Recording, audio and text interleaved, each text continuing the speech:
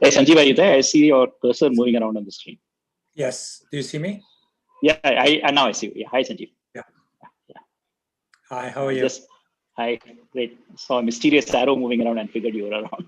Yeah. Okay, good. So I guess we have 4 minutes. So. Okay.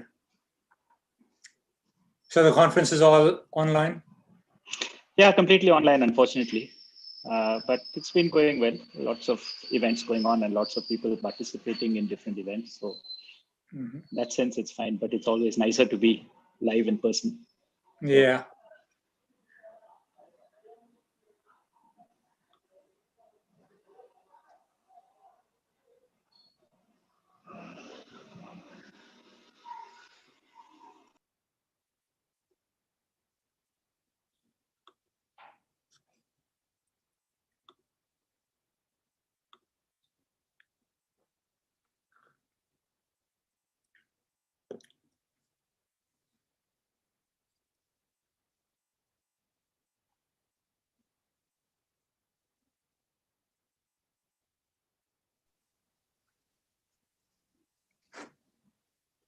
Hey Sanjeev, how are you? Hi, Nitin. Hi. Hi, Madhavan.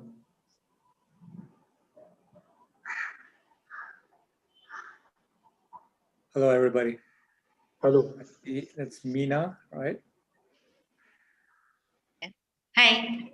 Yeah. Hello. Yeah, the other people, yeah, somebody else is there, but I don't know.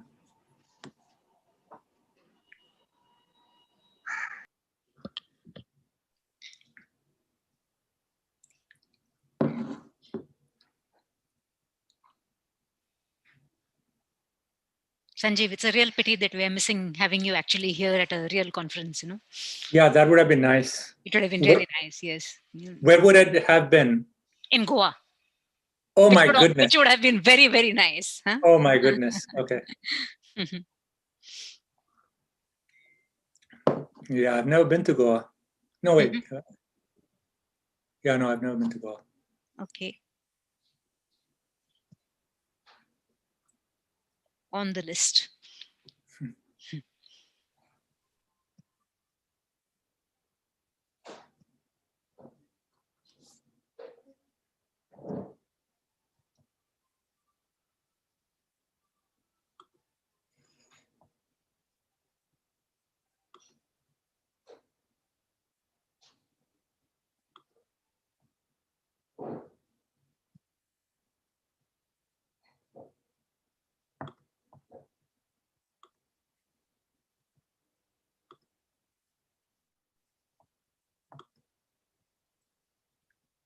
Do you still hear me?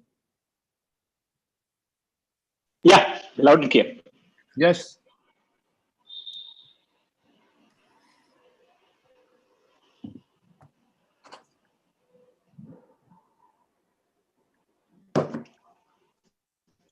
Okay, it's on the dot 7. Should we start? Yes. Okay. So welcome to this invited talk, Sanjeev Arora. I think introducing Sanjeev to this audience is superfluous, but I should. Okay. So his semi-probabilistically checkable proofs, he has had a number of remarkable contributions, complexity, and with the prizes, Fulkerson Prize, the ACM Infosys Award. And for the last few years, he's been working on theoretical foundations of machine learning, deep learning in particular. He's been splitting his time between Princeton and the Institute of Advanced Study. And so welcome, Sanjeev, and over to you. Thank you. So, Sanjeev, I will monitor the chat and so on. So I will monitor the chat. If there are any pressing questions, I will put them to you, but you don't have to worry about the chat. And otherwise, we will have questions at the end. But if anybody has clarifications, I hope you will be okay with it. Yes, yeah. So I'll pause in the middle and ask for questions if there are any. Okay, sure. By the way, you were cutting out, so I hope the connection is okay. Let's see. Do you hear me loud and clear? No interruptions? Okay, so Yes. Yeah. Yeah, yours is clear. So hopefully the problem is at my end and not at your end.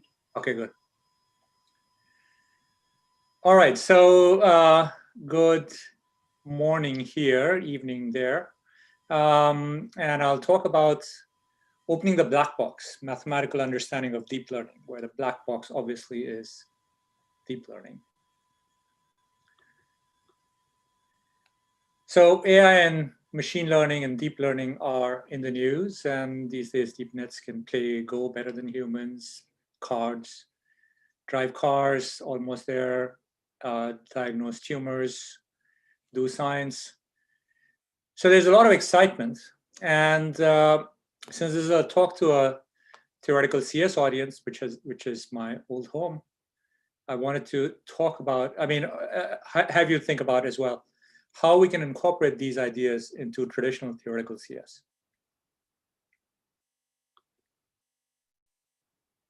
So talk overview, I'll introduce the basic vocabulary and get you aware of the difference between machine learning and TCS view of algorithms. Then we'll talk about the magic of gradient descent in deep nets and the overparametrization mystery in deep nets. And then I'll talk about a new project of ours, how to do deep learning on your data without revealing your data. And then there'll be some takeaways and conclusions. If I have time, I may also hit another topic. So this is a tour with many stops. And don't worry too much if you don't understand some particular portion. Probably you can still come back into the talk within a few minutes. And also I will pause and ask if there are questions in the chat. So feel free to put your questions in the chat.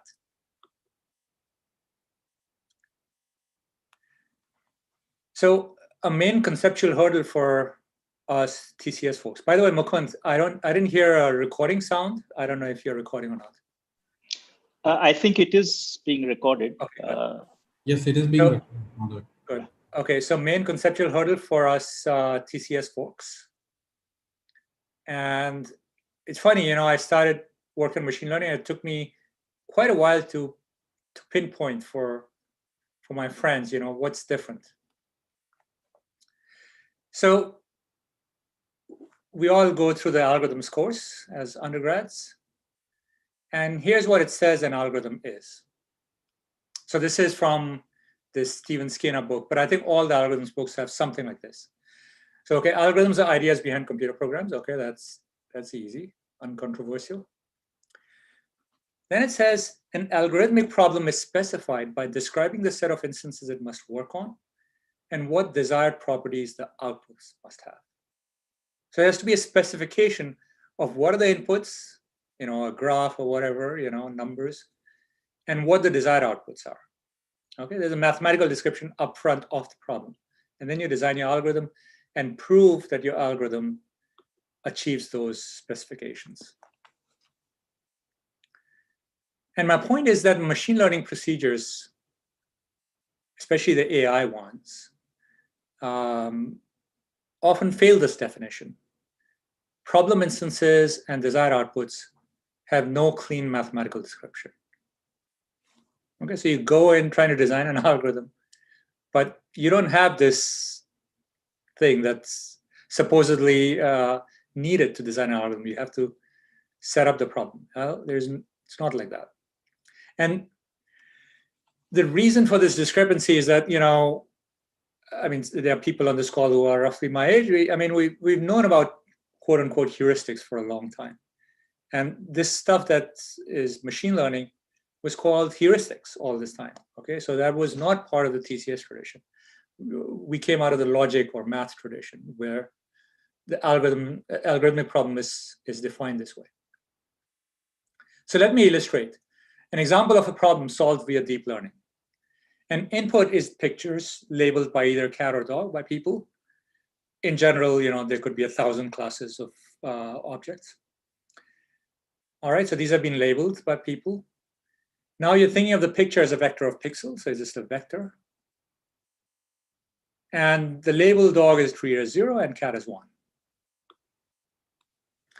And the goal is to learn a method to determine the proper label, 0, 1, given pixels in a new cat or dog image. You're given these training images, and now that's the method should be able to classify new images, previously unseen. And the learn method is a circuit in TCS terms. And it's kind of large. Could have 50 million parameters. These days, even a billion parameters. So in comes a pixel vector, out comes a decision. Now notice that f is a partial function. Its admissible inputs are not all vectors, but vectors that correspond to real life images. And in fact, images of cats and dogs in this example. And there's no mathematical description for what admissible inputs are. What is a real life image? What is a real life image of a dog or a cat? And in fact, the best description we have is the function we're going to learn via deep learning. Okay, there's no other mathematical description of what makes a vector of pixels a picture of a cat or a dog.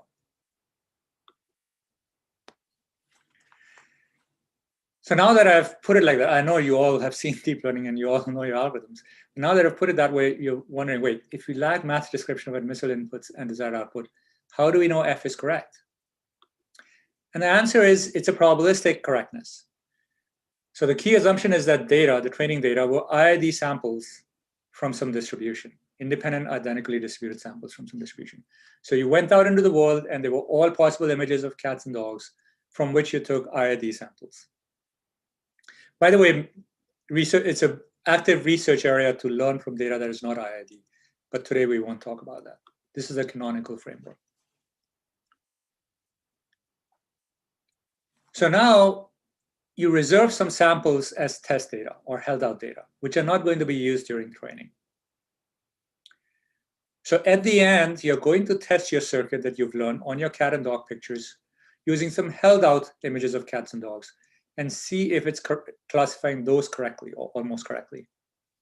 And then by Chernoff bounds, which everybody in this audience can do, you know that the performance just from this held out data of 5,000 images, you know if it's doing well on these held out images, then its performance on the full distribution of all cats and dog images outside in the world is also fine, right? In the Chernoff bound sense.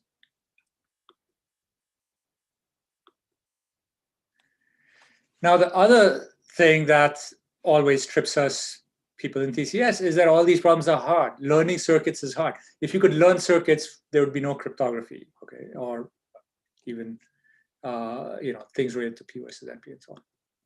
Okay, so, and in fact, when I was an undergrad, there was this result already that training a 3-node neural network is NP complete. And there have been many, many other stronger versions of this using cryptographic hardness. And the reason that's not a hurdle is that NP hardness only rules out, if you think about it, it translates a worst case instance of 3-sat, not even the average case instance, but the hardest instance of 3-sat, into some learning problem. And yeah, we're not interested in those learning problems. We're interested in classifying cats and dogs or something intuitive. So just to make sure you see the difference clearly, a rough analogy in a TCS setting would be the following. If you were designing algorithms the way we do deep learning in a TCS setting, it would be something like this. Let's say we're interested in graph partitioning. Let's say sparsest cut, something I've worked on. In some setting.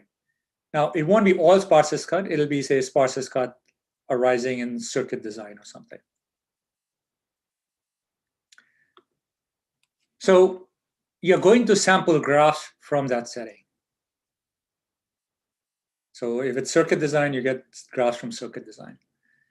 Now you're going to ask experts, in this case, full strength integer programming solvers or whatever you have, to compute good solutions, your traditional algorithms.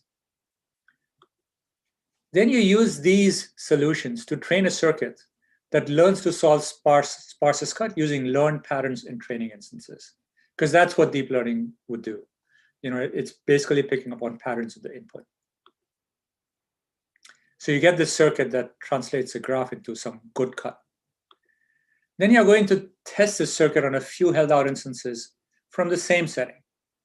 And if it works well, we're all set, probabilistic guarantee. So indeed, people, for instance, Nina Balkan, but also others, have been working on it. I think Tim Revkodin has some papers like this. This is called data-driven algorithm design. You could bring over machine learning notion of algorithm into TCS settings. But I won't talk about it today. So to finish my, my warm-up for machine learning, so this is a statistical issue, which I alluded to earlier, that's common to all data science. So data point, in this case, is input and a label, right? Picture and cat or dog. And these some distribution on data points. In the examples we saw, either cat and dog pictures out in the world, or in the other example was distribution on graphs arising in, say, circuit design. And you get a training set, so that's a random sample from this distribution. And you have a random sample, which is a holdout set, which is used as proxy for estimating the trained model's error on the full distribution. And you don't train on the holdout set. That's a no-no. You reserve it for final testing. Now, you can train on the training set, and you may do very well. You may be able to compute whatever you're trying to compute very well. We have to generalize to the holdout set.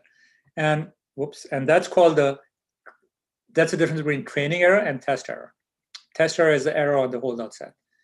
And if the test error is much more than training error, then the model is overfitted. It has failed to generalize.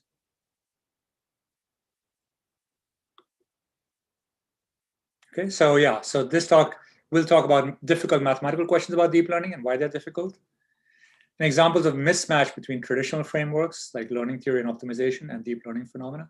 So machine learning theory is also scrambling to catch up with this modern world, and survey of some understanding and new puzzles from recent years. Any questions in chat so far? Not really. You can go ahead. So here is, without further ado, a deep net. I think most of you know this. And for convenience, I'm describing a deep net, which is what's called the fully connected net. There are more interesting deep nets, which have convolution, bias, skip connections, etc. Other loss functions, which I won't describe. Okay, and it's completely analogous, all of those, just a different architecture. All right, so the simplest deep net is like this, that input is a vector, comes in, you apply linear transformation, M1, and this M1 is learned. These are learned parameters. So this matrix is M1. So you get M1 times X, a vector. You apply a coordinate-wise nonlinearity on this. And the most popular nonlinearity today is called the ReLU, rectified linear, which takes a vector and turns all the negative entries to 0. Lets the positive entries go as they are, turns negative entries to 0. All right, so, okay, input came in, applied a matrix M1, got M1X, applied ReLU, coordinate-wise. You got X2, then you have another matrix M2, the second layer, you apply M2, you get M2X2, not M2X3. Sorry, this figure has, yeah, this should be X2, X1. Yeah, that's fine, and this is X3, etc. All right, so you get a few layers of matrices, and the output is a scalar, could be a vector as well. So training data was vector and label pairs. And the simplest loss function is least square loss. So this, given a vector, the circuit is outputting a scalar. And you just take this difference from the desired label and square and sum all of those. Take the average over the data points. So as I said, in practice, people use other loss functions as well in deep learning. But for the level of this talk, this loss function is fine too.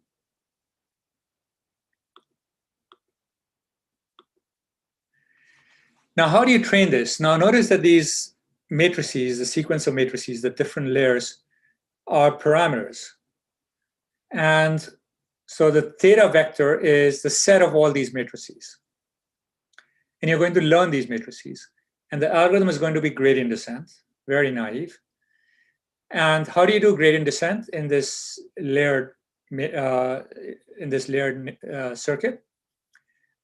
Well, it turns out there's this back propagation algorithm which computes the gradient, which is a clever application of chain rule, which is from 1977, and also Rumal et al. In 84. By the way, this back propagation in complexity theory terms is very related to the Bauer-Strassen lemma, which was actually discovered a few years earlier in deep learning, the Bauer-Strassen lemma. All right, so more generally, these days, the paradigm is that you could have not just these matrices, but you could have different models, like a chain of models through which the input passes. And you can just use chain rule to compute by backpropagation the gradient to train the entire sequence of models. That's called differential computing paradigm. Differentiable computing, sorry, not differential computing. Okay, so to just emphasize, you are passing the input through this sequence of layers. I described fully connected, but you could have convolutions and other architectures. And this entire output depends on a large bank of parameters, which you can think of as tunable knobs.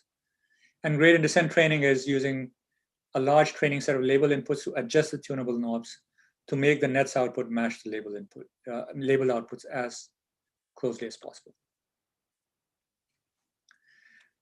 So you look at this picture, and mystery one is already clear that gradient descent should not work. And even with two parameters, the loss function is going to be non-convex. So it looks like this. So there are two parameters, the two knobs, and the loss function is like this.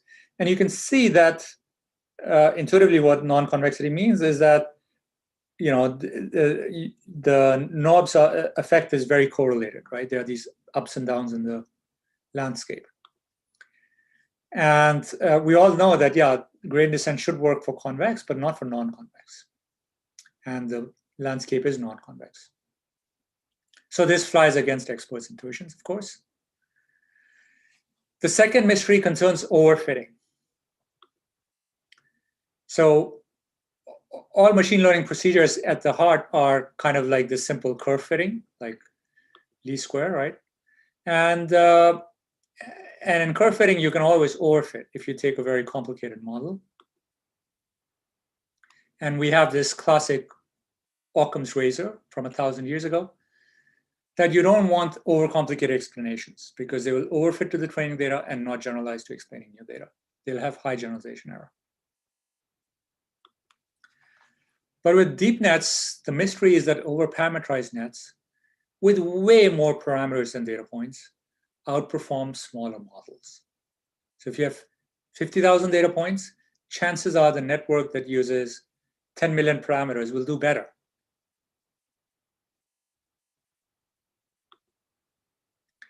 So in other words, the mystery is not overfitting, but no overfitting. That these proper architectures with reasonable data just work very well without overfitting. So a graphic illustration of this mystery two, the Zhang et al. Experiment. So you take a standard deep net architecture called VGG19. The details are not important. It's in this picture. It turns out it has about 50 million parameters. Experiment one, you train this deep net on 50,000 images with random, that is nonsensical labels. Okay, so images, and you're just giving them random labels. A picture of a dog, make it a label tree. Experiment two is you train on 50K images from CFAR10 dataset, which is a standard dataset. It has sensible labels, 10 classes. Okay, same number of images. One is nonsense data, one is sensible data. So the net, because it has so many parameters, reaches low training error. So on the training data, it classifies perfectly, okay? You give it images with nonsensical labels, it'll just learn those. It has the capacity to learn nonsense. But given new images, the second net produces sensible labels, whereas the first doesn't. So somehow the net and the training algorithm, or something in there, knows or is sensitive to proper images and proper labels. That's a mystery. And that's what a lot of theorists have been motivated to look into for the last couple of years after the Zhang et al. Experiment. Yeah, so there's no magic in gradient descent. Notice that both are using the same training algorithm, gradient descent. You can do fancy versions of gradient descent in deep learning, so you can do those too. And still, both will work equally well. So there's no magic in gradient descent. There's no magic in the architecture, but somehow something great happens when you put the right algorithm and the right architecture in the right data set.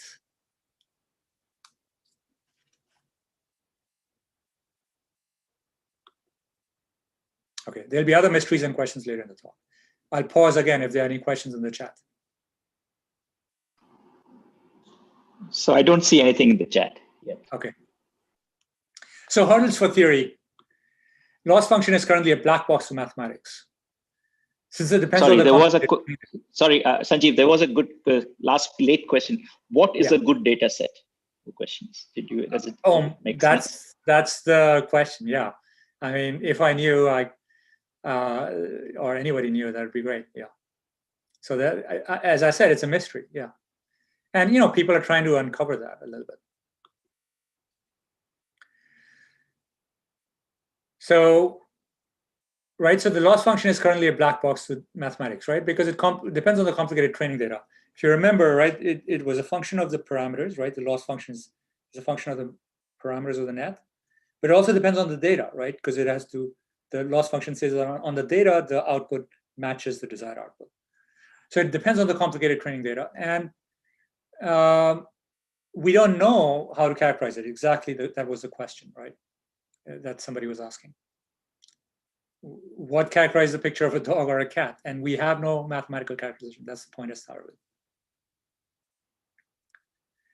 And from a theory viewpoint, this is all easy undergrad level stuff. You know, if you have a general non-convex function, even you know, a cubic polynomial or something, you cannot hope to optimize that, right? And these are very high degree not polynomials. They're just not even polynomials that we're optimizing in deep learning. And it's non-convex. So if it's a black box, you know, it could be just this cubic polynomial that's NP-hard. So there's no theory possible with this black box view. It's a very different kind of scenario that we have in theory, right? Where your theory has to apply to all functions, all cubic polynomials, right? And then you say, well, here's a cubic polynomial that's hard. This is very different because this is black box nature. And there's evidence that, and I'll give you some examples, that the traditional optimization view, you know, find any optimum, do it as fast as possible, is a bad fit. Because it's a non-convex landscape. You do any tweak to the training, you know, where you start, you know, how you're doing the gradient descent, there are variants. Depending on which of those, you take a different trajectory in this landscape. And you end up at a different final solution, which has different generalization, different properties. And that's a black art. You know, people train in deep learning to understand all this. Like, so this traditional optimization view that we have in theory, you know, that the goal is to find a solution of the best cost and do it as fast as possible, is not even a good fit because it's non-convex and the trajectory is very important, which seems ridiculous, right? When you solve linear programs, it doesn't matter how you get to the solution. It's convex, you get to the solution, doesn't matter how you got it. Here it matters.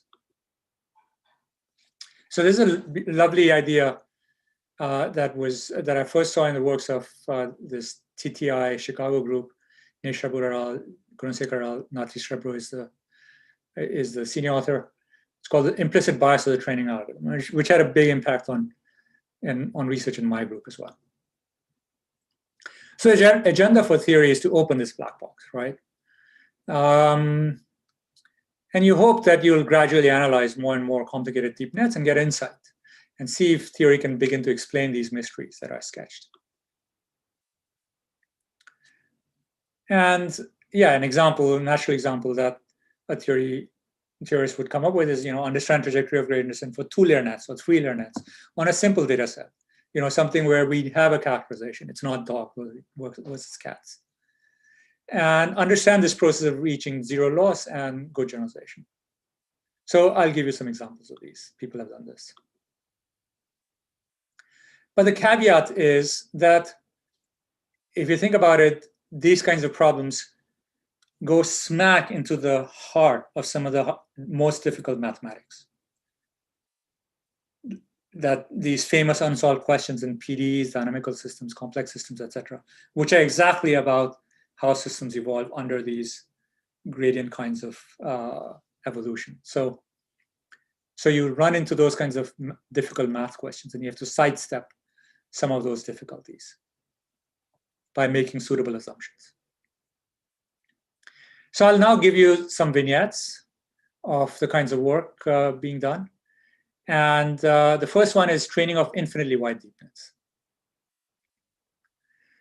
And the motivation here is this similar to the thermodynamic limit in statistical physics. There's also the Gaussian process view of deep learning from Bayesian machine learning, etc. And the first paper that did this was this Jaco et al. Paper on the neural tangent kernel. And then I'm also talking about this other paper of ours with this team. So let me illustrate by infinitely wide nets. So why infinitely wide nets? Because of overparameterization, right? So if overparameterization doesn't hurt, how about really wide nets?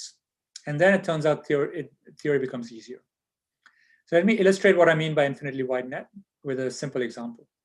So here's a data set, the UCI primary tumor, classifying tumors using some clinical data. 17-dimensional input, number of training samples is 339. These are like from 1990s. At that time, data sets used to be small. You want to train a fully connected 5-layer net on it, which is a ginormous number of parameters, but fine, let's do it. Now, surprisingly, the 5-layer net actually doesn't do too badly. It doesn't overfit, as I said. So that's something like this, okay? Input comes in, output, and there are some layers in between. But now I want to make it infinitely wide. So what does that mean? You keep the input and output layers of the same size. So you still feed the same input and get the same size, same output. But you allow the width of the inner layers to go to infinity. And this turns out is possible. This limit makes sense. You initialize with suitably scaled Gaussians at the layers. The parameters are scaled as Gaussian of a suitable scale. So the expected node value is equal at all layers. So this, this net doesn't blow up. Okay, the norms of the vectors it's computing stays fixed, and gradient descent makes sense. Now, one thing you would think about is that this is too expressive. If you make this infinitely wide, it'll overfit the training data. Now, it's just analogous to, just as with discrete nets, right? With ands and ors, you have, if you have an exponentially wide 2-layer net, it can fit any finite function, right? Any Boolean function. So likewise, in continuous world too, if you go to very wide nets, you can fit any continuous function. So certainly it's very expressive and can fit any function at all. Plus, it's infeasible to train, right? It seems crazy. Well, it turns out you can train it and you can compute with this model. And the test accuracy you get is 51.5. Okay, it's a multi-class problem. It's decent accuracy.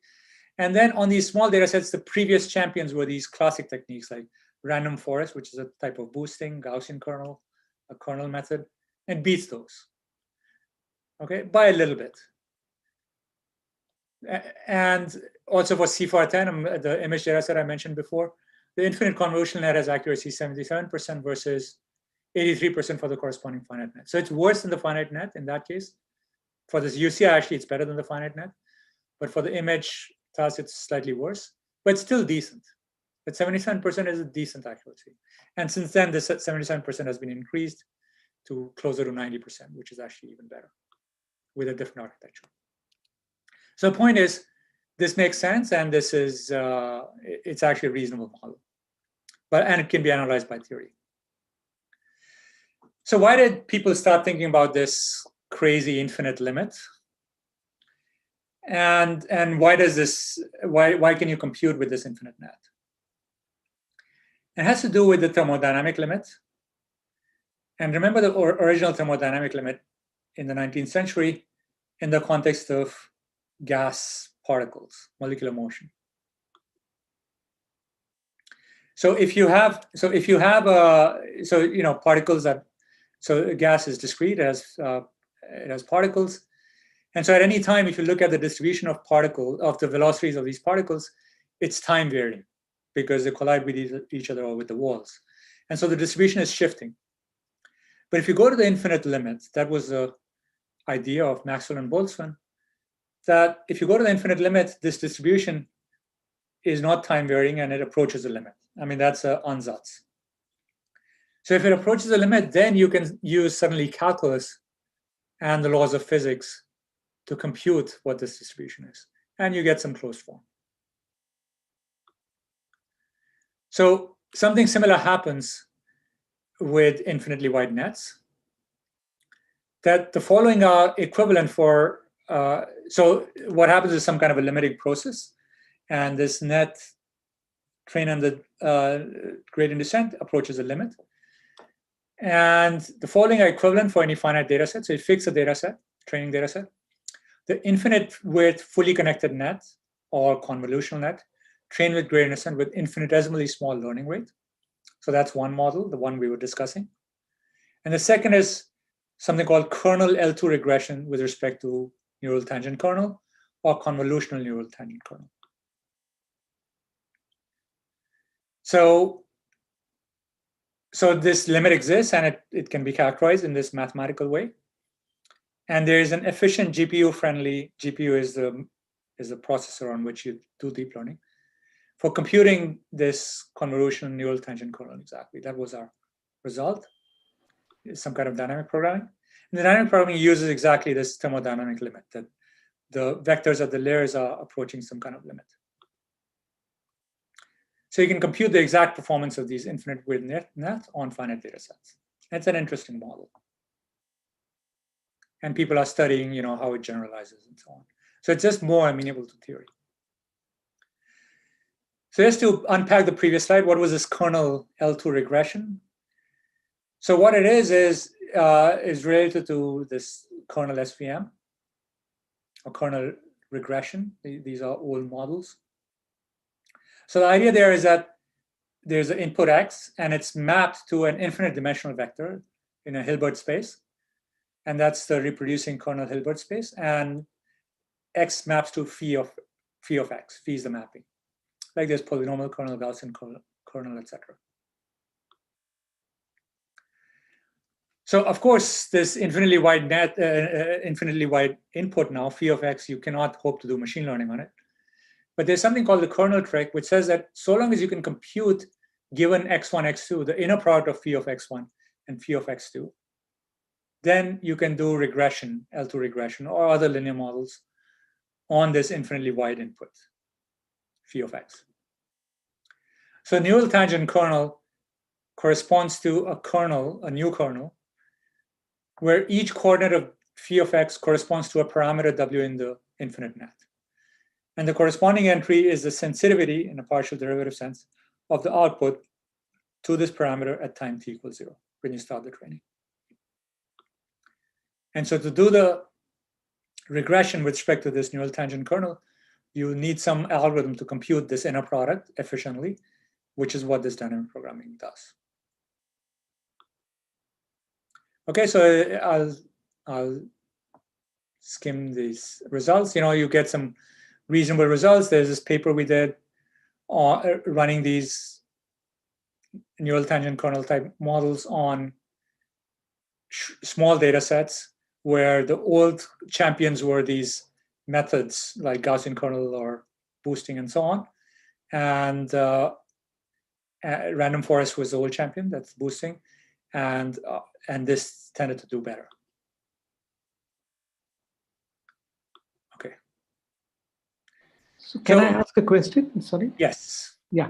So, hi Sanjeev, this is KV. So when you're looking at the limit, what are you actually trying to understand there in the limit? So you have a net. Yeah. And you allow the width of the layers to go to infinity. Mm-hmm. And as you take that width to infinity, you have to change the scale of the initialization. So the vector at each layer is well defined at initialization. Uh-huh. And then you just train it with gradient descent with infinitesimal learning rate, small learning rate. So it's gradient descent. Okay.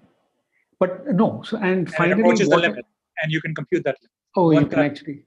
You can compute what that trained net does. Okay. Using this neural tangent kernel. Okay, thanks. Thank you. And you can prove that, yeah, it will fit the data. And then in some settings, you can even understand its generalization because it's kernel method. It's the older method. But we still fully don't understand it. And this highlights that actually even kernel SVMs and kernel methods, which was studied since the 1990s, actually, we don't fully understand the generalization. Like, why do they do well on image data, let's say? Okay, moving on to another setting, which I think theory audiences have seen, which is matrix completion. Remember, maybe we're dating ourselves. This was like 13 years ago, when Netflix was not a streaming service, it was a DVD service, and they would mail you DVDs in a red envelope. And so they really wanted to understand what movies you would like to recommend to you, because you were mailed this one DVD per week. And they didn't want to get it wrong. These days, of course, the streaming service, it's less crucial. So they had this Netflix challenge. They had partial data. Each user had rated 50 movies that they liked. And based on that, they had to predict which of the other 1,000 movies you like. So it was this matrix where users times movies, and a few of the entries are known, and you have to predict the missing entries. So that's called matrix completion. And this was studied extensively in theory, and I'll mention those results in the next slide. And it's a solved problem. Okay, that's what everybody believes. So there'll be two surprises here. We'll try to solve it with a deep net, number one. And turns out, even with deep net, there's surprises and interesting new phenomena. All right, and the subtext here, again, continuing our story, is that gradient descent is amazing, even in these simple settings, which are well studied. But exactly formalizing its effect can be tricky. And those old themes, like the way we do TCS, you design an algorithm and you prove its correctness. It's much trickier here, right? Because correctness is experimental, and to prove it theoretically, you'll see some of the difficulties. Okay, so matrix completion formalized. Now this is classic theory setting, okay? What's the data? It's an unknown low rank n by n matrix. Entries are revealed in a random subset, omega of locations. Turns out there's some conditions on the matrix, which I won't go into, RIP and so on. Goal is to recover M. So there's a convex method to try to recover it. It was suggested by Strebro et al., where you find the matrix with the best squared error, so least square fit. So you're finding a matrix M, and Bij's are the revealed entries and some subset omega of the entries. So you just do least square fit. So you're finding a matrix M. But now a matrix has n square entries, so that's under constraint. So you put a constraint of some kind, namely this Lagrangian-based constraint. Maybe you saw it in Jin-Tat Lee's talk already in this conference. So lambda times the nuclear norm of this unknown matrix. This is called the regularizer. And the nuclear norm is just the sum of singular values of M. So this is still convex if M is unknown. And this is some kind of a convex relaxation of low rank, because low rank is just that the number of non-zero singular values is small. And this is just saying the sum is small. So it's some convex relaxation of low rank. And Candace and Recht, there was a sequence of papers, celebrated papers in the 10 to 15 years ago, culminating in this paper of Candace and Recht, that this method is statistically optimal. Now I have these scare quote marks here, and we'll see this is very relevant. The theory says it's statistically optimal, but something interesting is still remains to be done. All right, so let's start the modern story. Gunasekar et al., this fantastic TTI Chicago group, led by Strebro, they said, okay, instead of doing this convex relaxation, let's do a non-convex relaxation using a deep net, and a very simple deep net, basically a linear net, depth 2 linear net, no regularizer. So you're just finding M as a product of two matrices, arbitrary matrices, no rank constraint, okay? Two n by n matrices. So you have two n square parameters, 2 times n square parameters, W1 and W2. And you're just doing least square fit. Okay? It's kind of surprising, right? Because you are given a small number of entries in the matrix. So there are a very small number of entries here, and you have a lot more parameters than these entries. Okay? No regularizer. So now there are infinitely many solutions, right? There's lots of matrices you can find that fit the observed entries, right? Because you can just fit those entries exactly, right? If you have least square fit, and it doesn't matter what the other entries are. There's no regularizer, nothing. So there are infinitely many solutions. Now they're product of two matrices, even more solutions. But empirically, if you just do gradient descent on this objective, the gradient descent will find solutions as good as nuclear norm minimization. That's what Gunasekharal noted experimentally. It recovers the matrix just as well. Okay, so they conjecture that in depth 2 linear nets, gradient descent is implicitly doing this algorithm. That these two algorithms on the slide are equivalent. It's a natural conjecture that this very simple. So this is, by the way, what's called the linear net. There's no nonlinearity here, just a product of two matrices. And they were conjecturing that in this setting, linear nets are doing this. Their functioning can be characterized by this regularizer. Since it's an appealing conjecture, we'll return to it. But in this paper with Nadav Cohen, Wei Hu, and Yuping Luo, we said, okay, let's consider the multi-layer version of this. All right, deep learning loves overparameterization. Instead of 2 layers, let's take n layers, or even 3 layers. So product of 3 matrices or n matrices.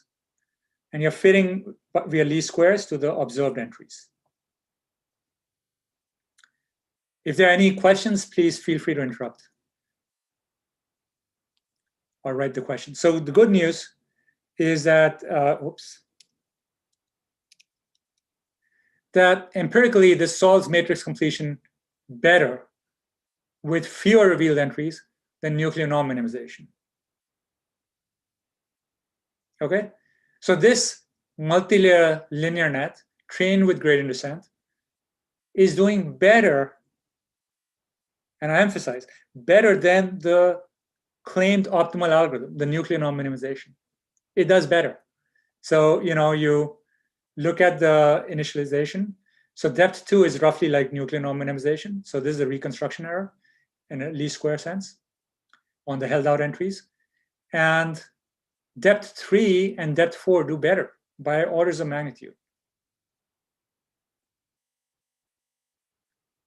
And this is because, there's the nuclear norm minimization is some, it's a theory kind of optimality, like up to a constant factor. But if you have a certain amount of data, this deep method can do a lot better, orders of magnitude better in terms of reconstruction than nuclear norm minimization. Now, if you increase the data by a factor of 2, you have twice as many entries or something, then the two are the same. But in this regime, when you have a certain number of entries, it can do a lot better than the supposedly optimum algorithm. Very surprising result. And then we have a follow-up paper which had mathematical analysis. And Nadav has a further analysis of this and a new paper. So we can analyze, this product of matrices which are being trained via gradient descent. We can analyze the singular values and singular vectors of the n-to-n matrix, the product of the matrices. So it's some analytic function of time, and you can derive expressions for this, okay, like how these singular values and singular vectors are evolving. So you can sort of begin to appreciate, that this requires some serious mathematical analysis. And these evolution equations show that there's a rich get richer phenomenon. That once a singular value gets a little bit bigger, it grows much faster than the other singular values. So that's what promotes low rack. That initially all the singular values are not so different, and then if something gets a little bit bigger just by random effects, it starts getting a lot bigger, and that's how it starts fitting the low rack matrix. Okay, so yeah, there's a big difference between, and you see in the evolution over time that indeed that's what happens. That depth 2 just evolves all the singular values much more evenly, and depth 3, these are like different singular values. It shoots up one, then it shoots up the next, shoots up the third, and so on. Also, we present evidence that the Gunasekharal conjecture is false. That even for 2 layers, actually, this new deep learning based algorithm is not the same as the old nuclear norm minimization. It's a different algorithm. And again, Nadav Cohen has a new paper which completely refutes this. Any questions?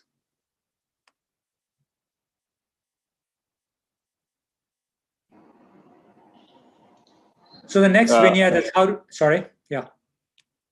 No, sorry. I was just going to say no questions. Go ahead. Okay, thank you. So Vignette 3 is a new work of ours with Yang-Sibo Huang, Zhao Zong, my colleague Kylie, and this instance sizing schemes for private distributed deep learning. And this is how to allow deep learning on your data without revealing your data. So I'll switch to a slightly different slide because I have different slides for that.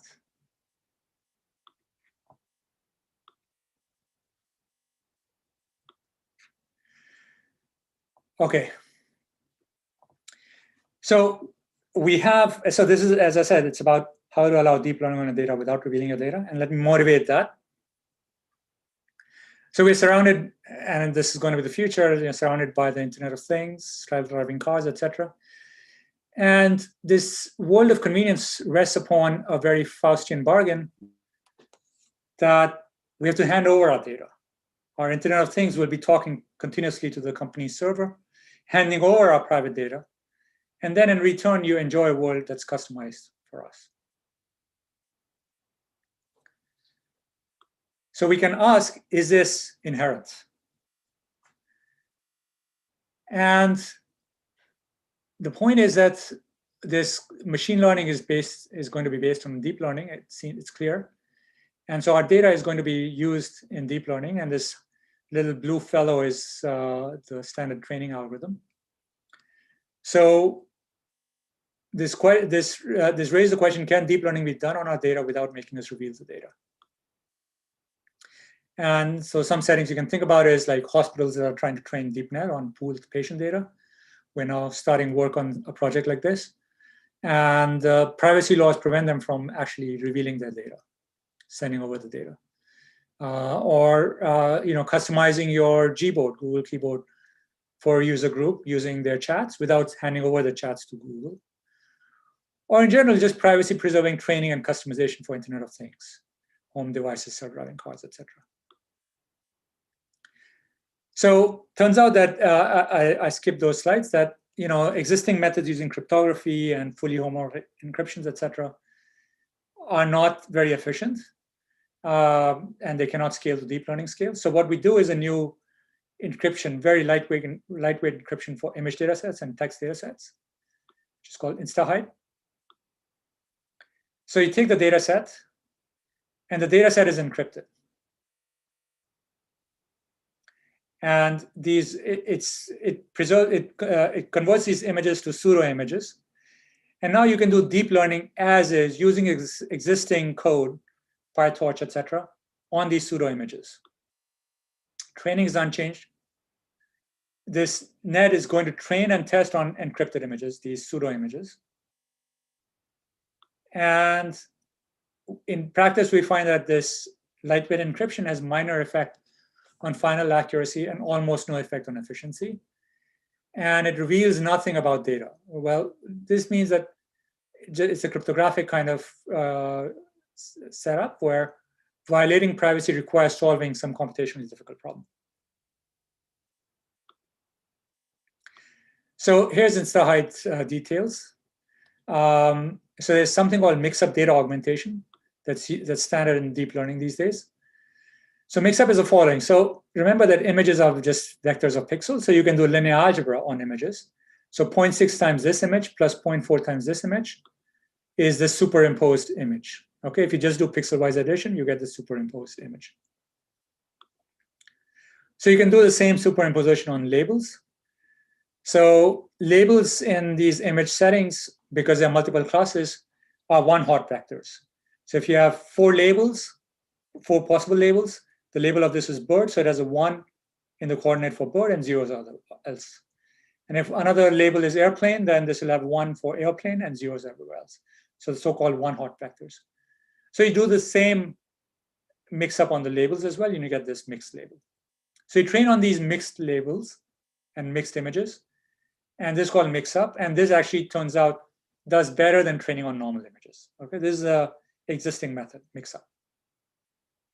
It's kind of bizarre that you're training this non-convex model, this nonlinear net, to behave linearly, and that does well. So Insight is inspired by this. So you have mix-up over private training sets. So let's say you take pairs of training images like bird and airplane, you mix them up with some images from a large public data set like ImageNet with millions of images.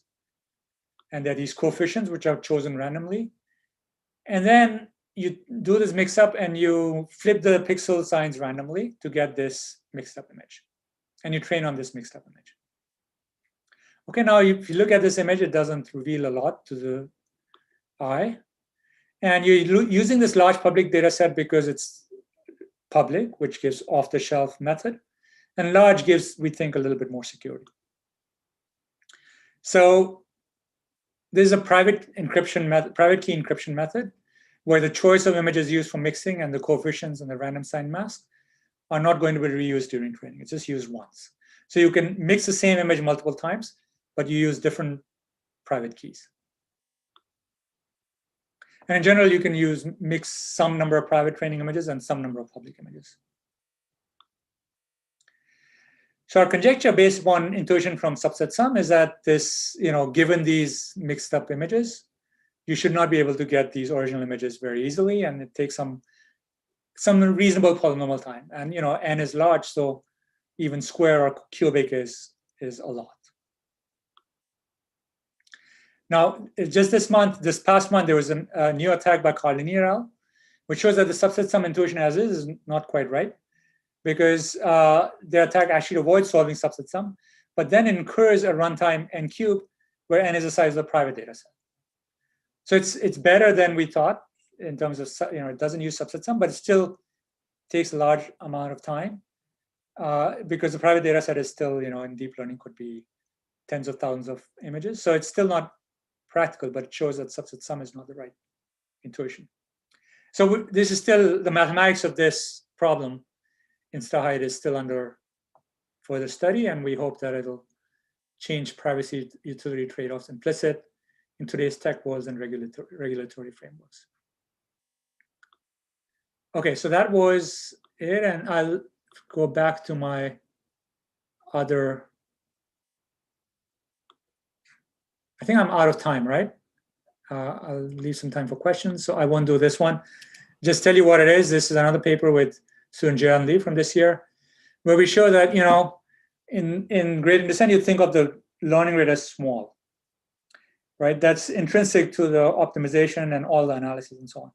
What we show is that with today's DeepNet, something strange is happening, that actually the learning rate over time, as you do the algorithm, can be allowed to increase exponentially. And this provably works, meaning it just provably as well as normal small learning rate. So this is very, very counterintuitive to all deep learning experts. And the reason has to do with some architectural choices in current deep nets, which I won't go into. Anyway, so this I'll skip because I'm out of time. But it uses, there's a theory here, and it involves analyzing the trajectory, and there's actual theorems and these kinds of commutative kind of diagrams. All right, so wrap up, a few other links and conclusions. So this has been a very active area of theory in the last couple of years, student, teacher, and net theorems, which can be seen as modern analogs of TCS topics like learning mixtures of Gaussian distribution and so on. So here you're assuming that the data has been generated by what's called a teacher net. So you take random vectors and feed them through some depth 2 or depth 3 net of size n. Okay, and then that's your data, label data. Now you want to learn this label distribution on vectors using another net of size maybe larger, polynomial n, using gradient descent in time polynomial n. And this has been shown in a lot of papers, starting with Lian Liang and Alan Zhu and Lee, and many other follow-ups. So I recommend looking at these papers. Wonderful set of works, and actually two of these authors, Lian Liang, were former group members of mine, student and postdoc. Another very nice area for theory, which is not very well developed right now, the theory. It's reminiscent of mechanism design, which is, of course, a well-established area in theory. So one is saliency maps, explanations for the net's answer. So it involves calculating contribution of pixels to the final answer. So here's images, right, cat and dog. And for the first image, you say, okay, why? Let's say the net says, yeah, there's a dog in the picture. You say, well, why there's a cat or why is a dog? So you ask the net that. It turns out there are these methods called saliency maps, which will tell you, okay, this is why I call this a cat, and this is why I call this as a dog. So this involves something similar to mechanism design, and you should look at it. And another one, which has been introduced by Yoshio Bengio, a famous deep learning expert, is learning in a multi-agent setting. Okay, I was alluding to this earlier, that there's multiple things, and gradient is sort of propagated through these multiple things in the learning framework. And so these multiple agents are collaboratively getting the answer right. And the question is, what's the training algorithm? Because there's some gradient corresponding to the task, right? Whether it was done correctly or not. How do you feed it back to these interacting agents? Okay, and this is not some idle question. Like for a long time, cognitive scientists have believed that human mind has these multiple agents going on inside, and they're competing. Like many paradoxes of perception and so on are believed to arise from these multiple agents.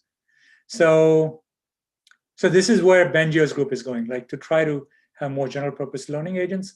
And I think this is a beautiful problem, like even defining the training objective for these multiple agents. Okay, so to conclude, understanding why and how deep learning works is a new frontier for mathematics and very non-trivial. Attempts to open this black box lead to new insights and new methods, and it will be a fun ride. And as Hilbert said, in mathematics, there's no ignorabimus. Thank you very much. Thanks, Sanjeev. So there was a question towards the last part of your talk when you were talking about insta-hide in the chat. So the question was, to what extent do the labels themselves reveal information in that context? Because you were scrambling the input. Okay, so that's a longer talk. So there's two settings. One is where you input the images in what's called the federated learning framework, and there the labels are not revealed. You just reveal the gradient. So, and then there's a second setting, just internal things, where you just hand over the encrypted images. We think both settings are secure, but the second setting is a little bit less secure, where the labels are revealed, because they're revealing some information about the coefficients.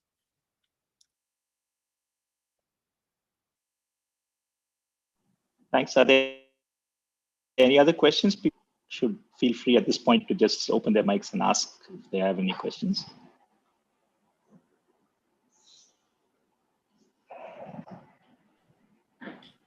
Yeah, so I'm sorry. Infinite networks, these what you call infinite layered deep nets. Not infinite layers. Is there a layers. reason why? Why would you? Why do you expect the convergence? Actually, what is the reason? Is there some explanation you'll have for why is it sort of converging to something, to a limit? Okay, so the convergence should be the least mysterious part, right? Because this infinitely wide net, right? So we know that infinitely wide nets can fit anything, right? I think you're unmuted. No, so they could fit multiple things, right? So no, they fit your data. You're finding it on some finite data, so it can fit the data, right? Correct. And so you have to just show that gradient descent works, right? It fits the data. Okay. And so that you can do. The question is why. The more surprising thing is, why should it generalize? Right? Why should it not overfit? And that's because it boils down to some kernel computation, and that kernel is a sensible kernel. Okay.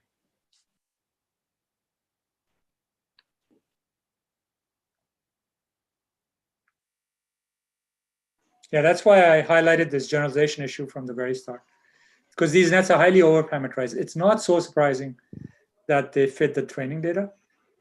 And that now can be even shown in not completely realistic setting, but in closer to realistic settings, but still understanding generalization is the bigger open problem. And we now understand it for some simple settings like linear nets and infinitely wide nets. So there's a question from Jero, which I don't quite understand. So Jero, do you want to clarify what you mean by this question? about preserving learnability as a function of the data to learn? Yes, as far as I understood, at least empirically, you discovered some way of encryption of the data in such a way that learnability of the encrypted data is preserved. But Yeah. I guess that, for example, for cats and dogs, or for more generally geometric recognition, Yes. you have to use some encryption that has good geometric properties. For matrices, maybe you require some algebraic good properties. So can you say a little bit? Oh, the InstaHide currently only works for real life kinds of data, like images and text. We are trying to apply it to other settings like audio and so on. But right now it's just for images and text. For matrices, I don't know if it works. For arithmetic computations, probably doesn't, I would guess. Yes, okay.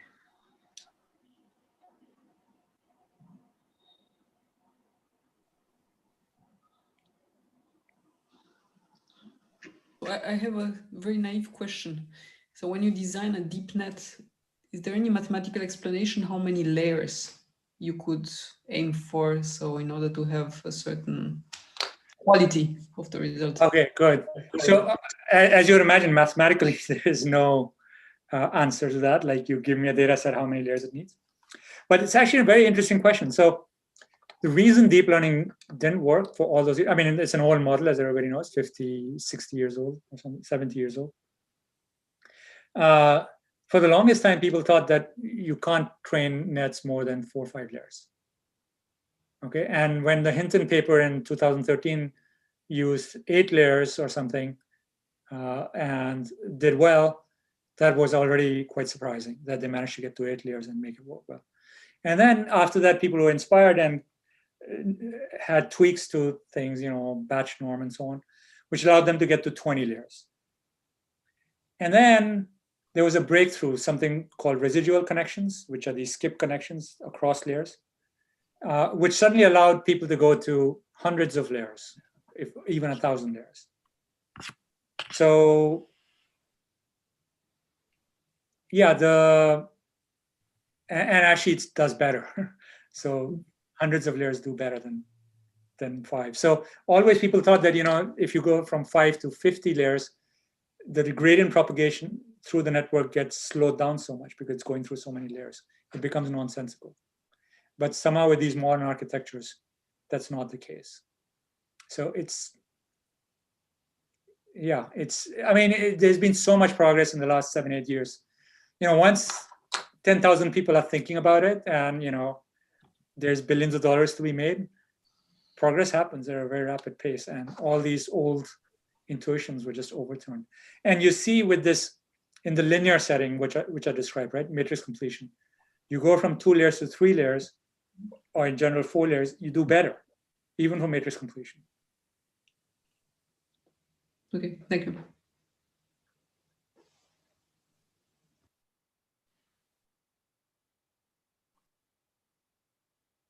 Madhavan, there is a question in the chat. Yeah, I'm trying to read it 1 second. Yeah, so there's a question about extraction. I guess it's a question about explainability. So can one extract, in this case, the question is first order rules from a learned net.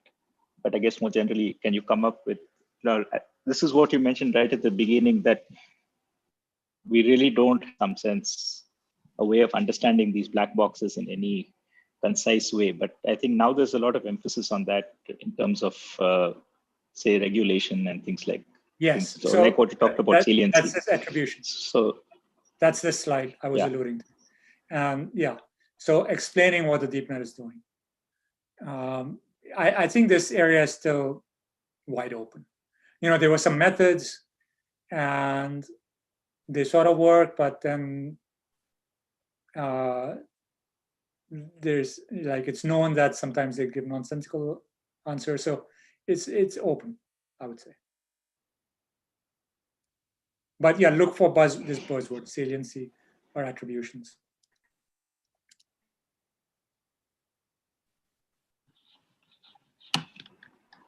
Okay, thank you. Any more questions? Or yeah, I see Ramprasad has raised his hand. Yeah, I was wondering, so InstaHide, is there a particular hardness of a specific problem that it's based on? And does the Carlini et al. Attack suggest that some subset sums for certain regimes can be cracked or something? No, they don't attack the subset sum at all.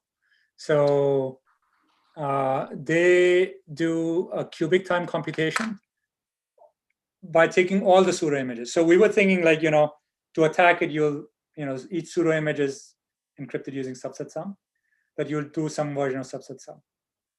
But they actually take all the pseudo images and run some, sparse Cholesky decomposition and sparse regression and so on. So it's just cubic time in the private data set. But what is the hardness of InstaHide based on? It should say something about yeah, so at this point, I don't have a concrete suggestion, like a clean problem. So, you can say that the sparse recovery that they're doing is hard, which is plausible, which I actually suspect is true. By the way, I'm not sure if their attack worked on 100 images. I'm not sure. I think it's 50-50 whether it works for 10,000 images. It's not even clear if it works, correctness-wise. I see. Okay. So there's no proof that the attack works. We had this simple challenge which they were able to crack, but there's no proof of correctness for that algorithm either. So I would like to understand whether it works with 10,000 images, which starts getting to be a big computation, but we'll try to do it. We just got the code. Okay, thank you.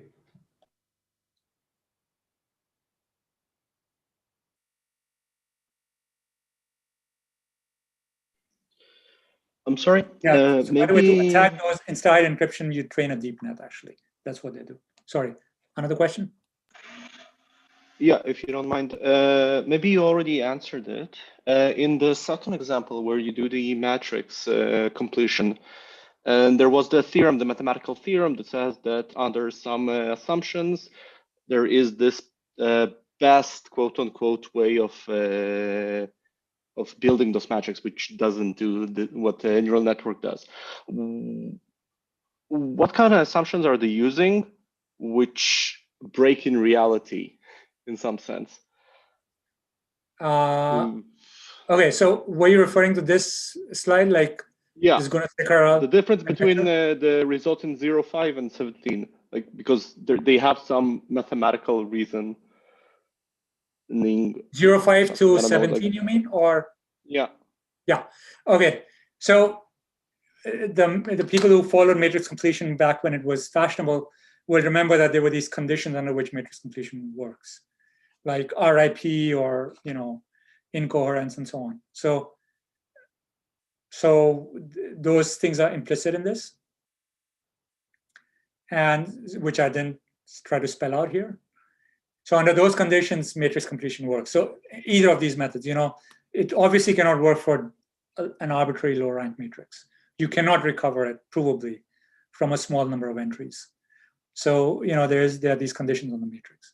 But under those conditions, the conjecture says so that they were saying, Gunasekar, that this 2-layer linear net is equivalent to the convex relaxation. Sanjeev, I think the question was that, but then you say that with your multi-layer thing you do better. So in what sense? Oh, this is empirically better. Sorry, it's empirically better. No, so is it? Okay, no. yeah. So the question was: is there a mapping to which conditions are not reasonable or something like that? No. I try to say this, and I'll repeat. There's nothing wrong with their theorem. It is correct, the old theorem. It's just because it's a theory result. There's like a constant factor or log factor or whatever, log, something like log of something. So, that in theory said, oh yeah, it's optimal. But, there's like even a constant of 2 matters. It means you need twice as many entries to recover the matrix, right? Provably. And I'm just saying that this deep matrix factorization recovers the matrix very well with far fewer samples. empirically. And, to prove that, like that factor of 2 or whatever it shaves off would be a very difficult mathematical problem. Thank you.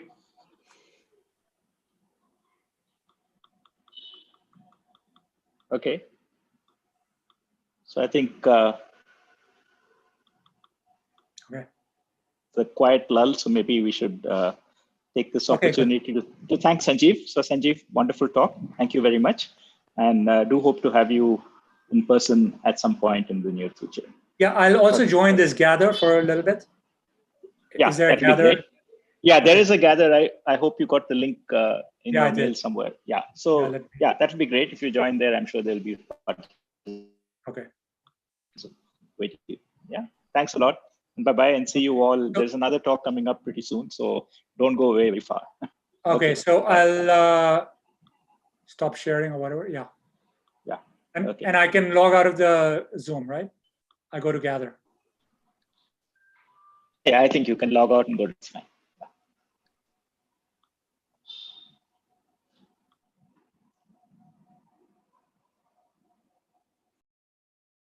So, hello, Madhavan. We'll stop the streaming.